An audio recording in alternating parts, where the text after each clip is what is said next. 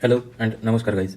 इस वीडियो में हम ईसीजीसी पीओ का मेरा सेल्फ गिवन एनालिसिस और मेरा ओवरऑल क्या एक्सपीरियंस रहा इस एग्ज़ाम का, इसके बारे में हम बात करेंगे। 16 नवंबर को ईसीजीसी पीओ का एग्ज़ाम कंडक्ट किया गया था। तो आइए हम देखते हैं मेरा इस एग्ज़ाम का क्या एक्सपीरियंस रहा। तो इस एग्ज़ाम का लेवल मैं आईबीपीएस या फिर एसबीआई पीओ के जो प्रीलिम्स का लेवल होता है उससे थोड़ा ऊपर मान के चलता हूँ। तो एग्ज़ाम का लेवल तो मॉडरेट टू डिफ़िकल्ट लेवल था। इसमें हम सब्जेक्ट वाइज बात करते हैं अभी।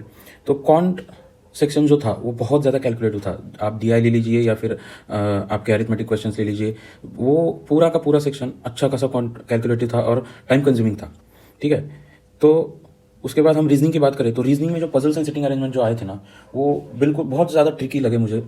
एक्चुअली मेरा रीजनिंग थोड़ा सा वीक है, लेकिन बाकी के बच्चों को भी अगर मैंने पूछा था तो अच्छा खासा मॉडरेट से डिफिकल्ट लेवल का आप रीजनिंग का पेपर कह सकते हो। इसमें क्रिटिकल रीजनिंग का अच्छा खासा वेटेज था। ठीक है। डेटा सफिशिएंसी के भी क्वेश्चन आए थे।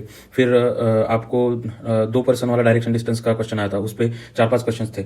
लेकिन एक बात नोटिस करने जैसी है कि इस एग्जाम में कोई भी सिलॉग या इनइक्वालिटी का क्वेश्चन हमें देखने को नहीं मिला था रीजनिंग सेक्शन में। ठीक है। तो इसके बाद अगर हम बात करेंगे इंग्लिश सेक्शन की, तो इंग्लिश सेक्शन में 2 पैसेज आए थे। उसके बाद कनेक्टर्स के क्वेश्चंस थे, डबल फिलर्स के क्वेश्चन थे, एरर डिटेक्शन के क्वेश्चंस थे। और सब के सब क्वेश्चन बहुत ही ज़्यादा, मतलब आप कह सकते हो कि अच्छा खासा आपका टाइम ले रहे थे। मतलब मॉडरेट से ऊपर ही मैं लेवल कहूँगा इंग्लिश का भी। पैसेज में तो बहुत ज़्यादा मतलब आप कंसंट्रेट करके पढ़ना पड़ रहा था। एक्चुअली पैसेज अच्छे से समझना पड़ रहा था, तब जाके आप क्वेश्चन आंसर कर पा रहे थे। तो ये बात थी क्वांट रीजनिंग और इंग्लिश की। अब हम बात करते हैं कंप्यूटर और जनरल अवेयरनेस की। तो कंप्यूटर में भी ना क्वेश्चंस बहुत ही ज़्यादा डिटेल में पूछे गए थे। मतलब आपको पूछा गया था, एक एग्जांपल बताता हूँ मैं आपको। आपने जो कंप्यूटर के जो जनरेशन है, जनरेशन 1 से लेकर 5 तक, तो उसमें जो एक उसका क्या कहते हैं उसे, जो मेन कंपोनेंट रहता है, जैसे कि आप आईसीज ले लीजिए, वैक्यूम ट्यूब्स ले लीजिए, ट्रांजिस्टर्स ले लीजिए, तो वो आपको अरेंज करने थे फर्स्ट जनरेशन से लेकर 5th जनरेशन तक ऑर्डर में। तो इस तरह के क्वेश्चंस आए थे। और इसके साथ साथ आपको शॉर्टकट्स पे भी क्वेश्चंस मिले थे, कुछ नेटवर्किंग पे भी 2-3 क्वेश्चंस थे। तो कंप्यूटर का भी अच्छा खासा डिटेल में आपको स्टडी करना पड़ेगा अगर अच्छा अटेम्प्ट लेना होगा तो। उसके बाद हम जीए की बात करते हैं। जीए में तो भाई बहुत ज़्यादा डिटेल्ड क्वेश्चन आया था। एक क्वेश्चन तो मैं आपको बताता हूँ, जो हमारा इंटरेस्ट इक्वलाइजेशन स्कीम है, तो उसमें क्या है कि आप मैक्सिमम 50 लाख तक इंटरेस्ट जो बेनिफिट है वो आप ले सकते हैं। तो वो क्वेश्चन क्या पूछा था कि एक एक्सपोर्टर है जिसने ऑलरेडी 20 लाख तक का अपना बेनिफिट ले लिया है, तो वो और कितना बेनिफिट ले सकता है under the interest equalization scheme. ठीक है। तो आपको सिर्फ 50 लाख पता नहीं होना चाहिए, तो उसका कैलकुलेशन किस तरह से करते हैं वो भी पता होना चाहिए। तो यहाँ पे आंसर आ रहा था 30 लाख। तो ऐसे करके अच्छे खासे डिटेल में क्वेश्चंस थे। फिर आपका ये भी पूछा गया था कि एफडीआई में जो हमारा इंडिया में एफडीआई आता है, तो उसके टॉप 3 कंट्रीज कौन है। तो ऐसा मतलब अच्छे खासे डिटेल में क्वेश्चन पूछे गए थे। तो ये बात हो गई कंप्यूटर और जनरल अवेयरनेस की। इसके बाद अगर हम बात करेंगे तो आपको एक ऐसे लिखना था 130 से 150 वर्ड्स में, और एक प्रेसी राइटिंग भी आया था जिसमें आपको एक पैसेज दिया गया था, उसका आपको 150 टू 170 वर्ड्स में प्रेसी राइटिंग करना था। ठीक है।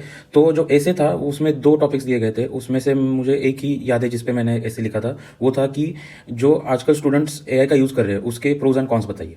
और जो प्रेसी राइटिंग था उसमें भी 2 पैसेज दिए गए थे। तो एक पैसेज तो ऐसा था कि मतलब आजकल लोग बहुत ज़्यादा वर्क पे फोकस कर रहे हैं और अपनी लाइफ जीना भूल जा रहे हैं उसके चक्कर में, तो उस पर एक पैसेज आया था। और दूसरा पैसेज था कि आपके ह्यूमन इमोशंस कैसे रहते हैं, मतलब उनका क्या नेचर है, उनसे आप क्या कंक्लूजन निकाल सकते हैं, तो उस पर डिपेंडेंट एक पैसेज था। तो ये बात तो थी ऐसे और प्रेसी राइटिंग की। इसमें थोड़ा प्रेसी राइटिंग थोड़ा मुझे डिफिकल्ट साइड लगा, क्योंकि इतना ज़्यादा 150 टू 170 वर्ड्स में लिखना मतलब बहुत मतलब अच्छे से आपको पैसेज समझना पड़ रहा था। ठीक है। तो यहाँ पे लास्ट में हम मेरे अटेम्प्ट के बारे में बात करते हैं। तो मेरा अटेम्प्ट आप यहाँ पे सामने देख सकते हैं। मेरा जो रीजनिंग में सबसे कम अटेम्प्ट हुआ है, और मेरा रीजनिंग थोड़ा खराब हो गया था, मैं अटक गया था 2-3 पजल्स में। तो रीजनिंग का मेरा अटेम्प्ट है 16, क्वांट में मैंने अटेम्प्ट किए थे 24, और इंग्लिश में भी मेरा अच्छा खासा अटेम्प्ट हुआ है 36 का। सबसे ज़्यादा उम्मीद तो इंग्लिश से ही है, देखते हैं अभी जब स्कोर कार्ड आएगा तब। उसके बाद कंप्यूटर का भी मैंने अच्छा खासा प्रिपरेशन किया था, तो कंप्यूटर का भी मैंने 19 आउट ऑफ 20 में से 19 अटेम्प्ट किए। और जनरल अवेयरनेस का मेरा 23 क्वेश्चन मैंने अटेम्प्ट किया। तो टोटल मेरा अटेम्प्ट रहा है 118 क्वेश्चन, और प्लस आपका जो डिस्क्रिप्टिव रहता है 40 मार्क का। तो आप कह सकते हो कि 158 का मेरा टोटल अटेम्प्ट है। तो आज के वीडियो में बस इतना ही था। Thank you.